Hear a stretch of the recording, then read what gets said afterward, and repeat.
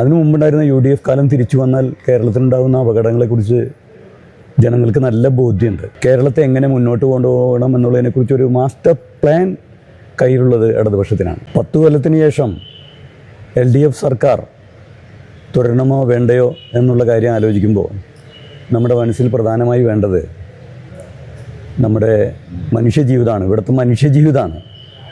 രാഷ്ട്രീയമായിട്ടുള്ള വിയോജിപ്പൊക്കെ തന്നെ LDFിലുള്ള പല കക്ഷികളോടും ആളുകൾക്കുണ്ടാവും. കാരണം വളരെ കാലമായി ഇവിടെ പ്രവർത്തിച്ചുകൊണ്ടിരിക്കുന്ന കക്ഷികളാണ്.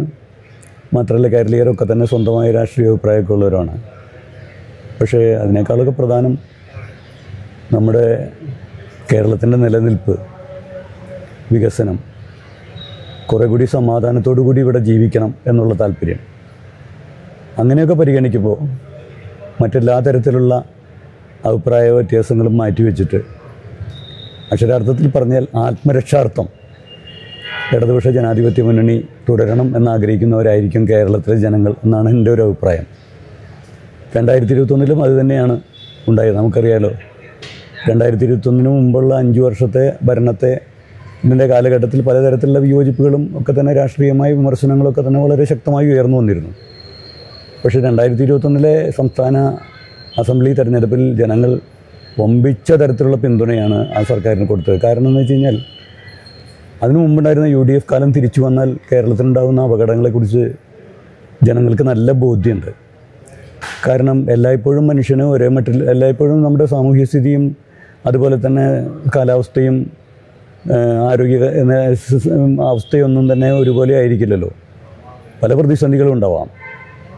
പ്രളയം ഉണ്ടാവാം, ആരോഗ്യ പ്രതിസന്ധി പോലെയുള്ള നമ്മുടെ കോവിഡ് പോലുള്ള പ്രതിസന്ധികൾ, മറ്റ് പലതരത്തിലുള്ള പകർച്ചവ്യാധികൾ.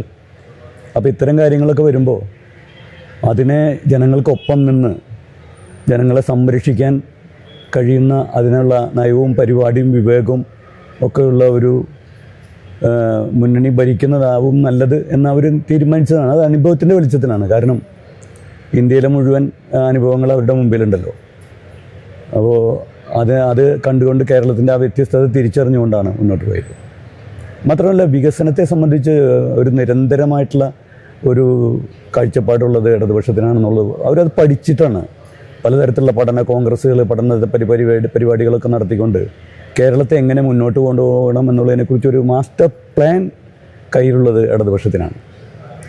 മാത്രമല്ല, ഏറ്റവും പ്രധാനപ്പെട്ടൊരു സംഗതി സമാധാന ജീവിതമാണ്. ഇപ്പോൾ നമുക്കെല്ലാവർക്കും അറിയാം, ഇപ്പോൾ കേരളം നവോത്ഥാനത്തിൻ്റെ ഭാഗമായിട്ടൊക്കെ വളരെ മതേതര ജനാധിപത്യം എന്നൊക്കെ നമ്മൾ പറയുമ്പോഴും ഇപ്പോൾ ഇവിടെ കേരളത്തിൻ്റെ അകത്ത് ഈ മതരാഷ്ട്രവാദത്തിൻ്റെയും അതിൻ്റെ ഭാഗമായ ഹിംസാത്മക തീവ്രവാദമൊക്കെ തന്നെ ഇല്ല എന്ന് പറയാൻ പറ്റില്ല.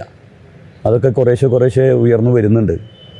കാരണം 10 വർഷങ്ങൾക്ക് മുമ്പുള്ള ഭരണത്തിൻ്റെ കാലഘട്ടത്തിൽ വലിയ വർഗീയ സംഘടനകളൊക്കെ ഉണ്ടായിരുന്നു. നമുക്കറിയാം, AK ആന്റണി ഭരിക്കുന്ന കാലഘട്ടത്തിലാണ് 2 മാറാട് കലാപങ്ങൾ.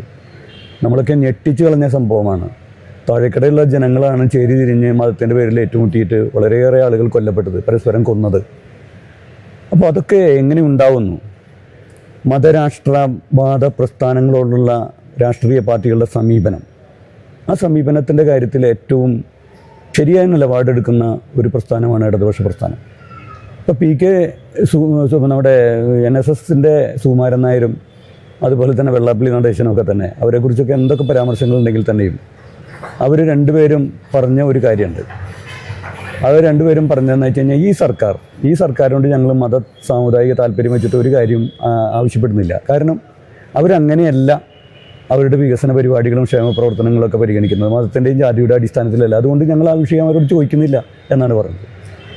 മാത്രമല്ല, കഴിഞ്ഞ 10 വർഷം എന്ന് പറയുന്നത് ഒരു മതസംഘർഷങ്ങളും വർഗീയ സംഘർഷങ്ങളും ജാതി സംഘർഷങ്ങളും ഒന്നുമില്ലാത്ത ഒരു കാലഘട്ടമായിരുന്നു. അത് പോലീസിൻ്റെയും അതുപോലുള്ള സംവിധാനങ്ങളുടെയൊക്കെ പ്രത്യേകതകളുണ്ടാവാം. അതുമാത്രമല്ല, രാഷ്ട്രീയ നയം മതശിഥിലീകരണ ശക്തികളോടും അതിൻ്റെ രാഷ്ട്രീയ ശക്തികളോടൊക്കെ എടുക്കേണ്ട സമീപനം അത് കൃത്യമാണ് ഇടതുപക്ഷത്തെ സംബന്ധിച്ചിടത്തോളം.